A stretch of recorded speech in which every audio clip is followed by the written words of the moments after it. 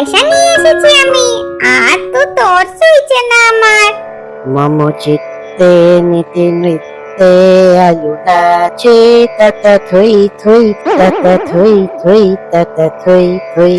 আলু খুশি আলু নাচে, পাবে আইফোন দেবে বাপধন। আলু খুশি আলু নাচে, আলু নাচে আলু খুশি, কি যে খুশি আলু নাচে তাতা থই থই। আরে আলু, আজকে তোকে খুব খুশি খুশি দেখাচ্ছে যে, কি ব্যাপার? বারে খুশি হব না? আজ বিকেলে আমি বাবার সাথে বেরোবো।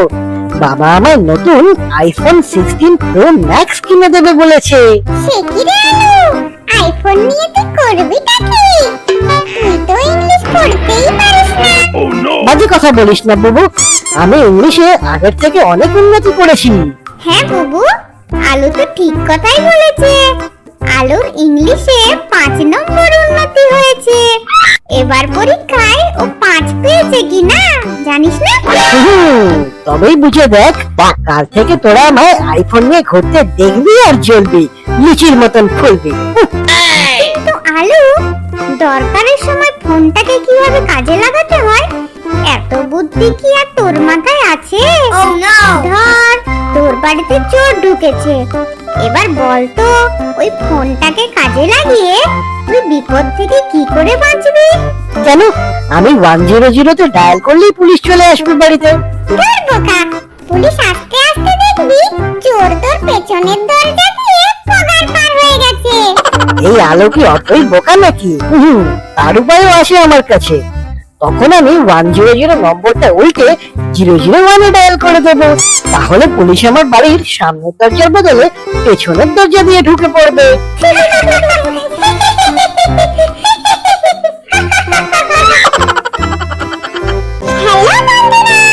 ওয়েলকাম টু গুগুডুগুর ডিসকভারি গল্প। বিকেলবেলা আলু তার বাবা বালুর সাথে পৌঁছে গেল আইফোন কিনতে। আজ তার ভারী মজা। আমাদেরও যদি একটা আইফোন থাকতো, মাকে বলবি কিনে দিতে? মা বাবা দেবে না রে বুবু, বলবে ছোটদের আবার ফোনের দরকার কি, বন্ধুদের ফোন করতে হলে আমাদের ফোন থেকেই কল করে নিস। যখন তারা বাড়ি ফিরছে তখন সন্ধে প্রায় নেমে এসেছে। এমন সময় পার্কের এক অন্ধকার কোণায় তারা একটা ব্যাগ পড়ে থাকতে দেখে। এখানে এটা ফেলে গেল কে? চারিদিকে কাউকে না দেখতে পেয়ে ব্যাগটা খুলে সেখানে তারা পেল পুরনো মডেলের একটা আইফোন। মালিককে খুঁজে না পেয়ে সেটা তারা বাড়ি নিয়ে গেল আর ব্যস্ত হয়ে পড়লো ফোনটা ঘাঁটতে, যদি তার মধ্যে মালিকের কোনো হদিশ পাওয়া যায়। অনেক খুঁজে ফোন কেনার রসিদের একটা ছবি খুঁজে পেল তারা। ফোনটা কেনা হয়েছিল কোনো এক ডক্টর গোমসের নামে। ঠিকানা দেখে পরদিন বিকেলে ডক্টর গোমসকে ফোনটা ফিরিয়ে দিতে গেল তারা। কিন্তু খুঁজতে খুঁজতে যে হসপিটালে পৌঁছলো তারা, সেটার প্রায় জীর্ণ দশা। অত কিছু না ভেবে বুবুডুডু ঢুকে পড়লো তার মধ্যে। কিন্তু হসপিটালের ভেতর যেন একটা গোলক ধাঁধা। ঘুরতে ঘুরতে কখন যে অন্ধকার হয়ে এলো দুজনের কেউই তা বুঝতে পারলো না। কিন্তু হঠাৎই রাস্তা হারিয়ে তারা আটকে পড়লো হসপিটালের মধ্যে। এবার কি হবে রে বুবু? বেরোবো কোথা দিয়ে আমরা? আমরা মনে হয় হারিয়ে গেছি। সামনে সব দরজাও তো বন্ধ, একটা লোকও তো নেই এখানে। মনে হয় অনেকদিন আগেই এই হসপিটালটা বন্ধ হয়ে গেছে। আমাদের আগেই বোঝা উচিত ছিল। ঠিক তখনই ওদের পেছন দিকে একটা দরজা আস্তে আস্তে খুলে গেল নিজের থেকে।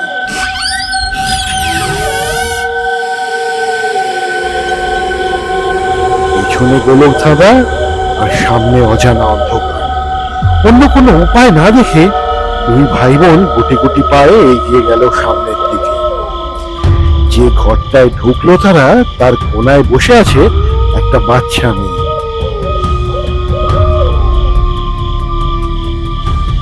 এখানে তোমরা কেন এসেছো? এক্ষুনি পালাও এখান থেকে। তার আসবার সময় হয়ে গেছে, ও তোমাদেরকেও ছাড়বে না।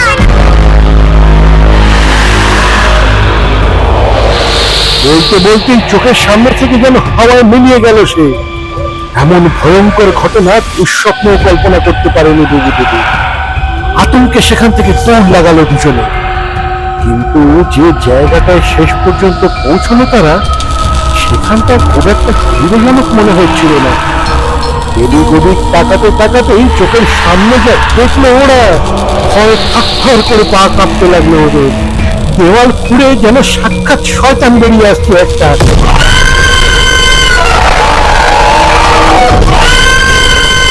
কোনো মতে দৌড়ে একটা ঘরে ঢুকে ছিটকিনি তুলে দেয় ওরা। ভয় নেই বাচ্চারা, পেছন থেকে একটা গলা কানে গেল তাদের।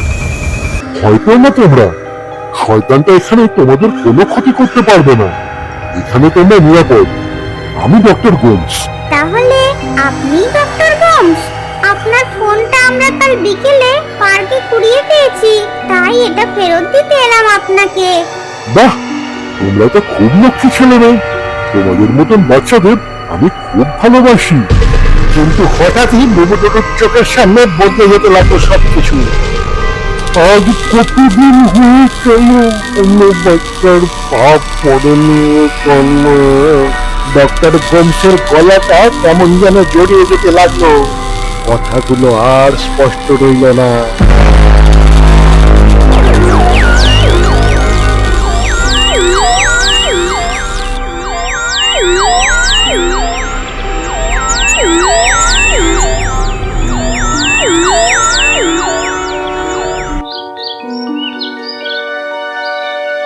পরদিন ভোরে হসপিটালের দরজার সামনে বুবুদুদুকে অজ্ঞান অবস্থায় দেখতে পেল এক নার্স, সিস্টার ডিসুজা।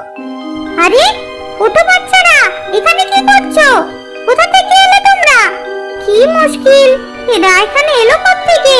এখানে ঢুকেছিলে কি করতে জানো না? এখানে কেউ আসে না?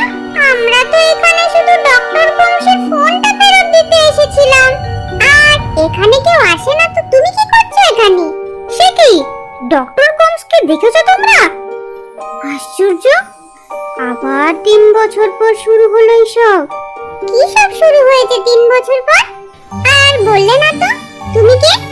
আমি সিস্টার ডিসুজা, এই হসপিটালের বর্তমান কেয়ারটেকার। হসপিটাল উঠে গেছে বহুদিন, আমি মাঝে মাঝে এসে দেখাশোনা করে যাই।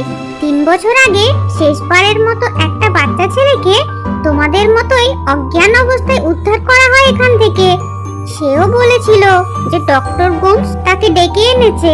তার আগেও বহুবার ঘটেছিল এরকম। মাঝে মাঝে ডক্টর গোমস কোনো না কোনো ভাবে ছোট ছোট ছেলে মেয়েদের ডেকে আনতেন এই হসপিটালে। আসলে বাচ্চাদের খুব ভালোবাসতেন কিনা, দাঁড়াও খুলে বলি তোমাদের। সে আজ 15-20 বছর আগেকার কথা। তখন অনেক লোক আসতো এখানে। ডক্টর গোমস ছিলেন এখানকার নামকরা এক চাইল্ড স্পেশালিস্ট। বাচ্চারা ছিল তার খুবই প্রিয়। কত শিশু এখানে তার চিকিৎসায় ভালো হয়ে বাড়ি ফিরে যেত। একবার কঠিন রোগ নিয়ে এখানে ভর্তি হয় একটা বাচ্চা মেয়ে। তার নাকি আর বাঁচারই আশা নেই। কঠিন এক অপারেশন করে তাকে ভালো করে তোলেন ডক্টর গোমস। ধীরে ধীরে স্বাস্থ্যের উন্নতি হচ্ছিল বাচ্চাটার। খুব খুশি ছিলেন ডক্টর গোমস। পরের সপ্তাহে তার রিটায়ারমেন্ট ছিল। অবসর নেওয়ার আগে বাচ্চাটাকে ছুটি দিয়ে যাবেন এরকমই ভেবেছিলেন তিনি। কিন্তু তিনি কি আর জানতেন যে 2 দিন পর কি আছে ভাগ্যে? ঠিক 2 দিন পরের কথা, হঠাৎই পুলিশের তাড়াতে এক ক্রিমিনাল ঢুকে পড়ে হসপিটালে। আর সেই বাচ্চা মেয়েটাকে পণবন্দি বানিয়ে নেয়। সবাই যখন ভয়ে পালাচ্ছে, ঠিক তখনই রুখে দাঁড়ালেন বৃদ্ধ ডক্টর গোমস। চারিদিকে তখন পজিশন নিয়ে নিয়েছে পুলিশ। ডক্টর গোমস ঝাঁপিয়ে পড়লেন সেই বন্দুকধারী দুষ্কৃতীর উপর। কিন্তু ধস্তাধস্তিতে বন্দুক থেকে গুলি ছুটে যায় আর সোজা লাগে সেই বাচ্চা মেয়েটার গায়ে। পুলিশ আর দেরি করেনি গুলি চালাতে।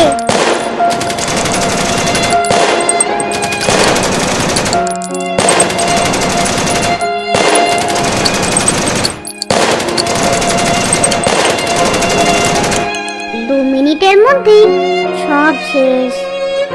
তারপর থেকেই বিভিন্ন ভৌতিক ঘটনা শুরু হয় এখানে। সবাই এটাকে হানাবাড়ি বলতে শুরু করে। এক সময় বন্ধ হয়ে যায় হসপিটাল। তাই বলছিলাম, এরকম না জেনে শুনে হুটহাট অচেনা জায়গায় আর কখনো ঢুকে পড়ো না বাচ্চারা। এখন তাড়াতাড়ি বাড়ি যাও, তোমাদের মা বাবা নিশ্চয়ই খুব চিন্তায় পড়ে গেছে তোমাদের জন্য। বন্ধুরা লাইক দিও, বন্ধুরা